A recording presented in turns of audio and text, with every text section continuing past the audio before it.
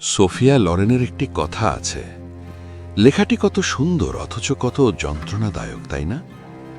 কিছুটা এরকম, যখন আমি বিশ্বাস করতে শুরু করলাম ঠিক তখনই সুযোগটা হাতছাড়া হয়ে গেল।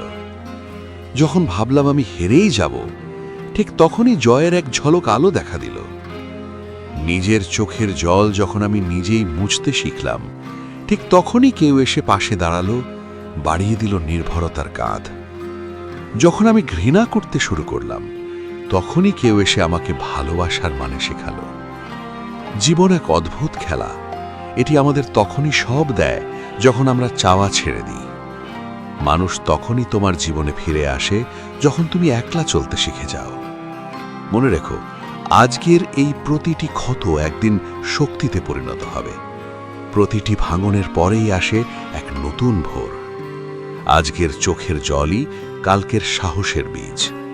নিজের উপর বিশ্বাস হারিও না।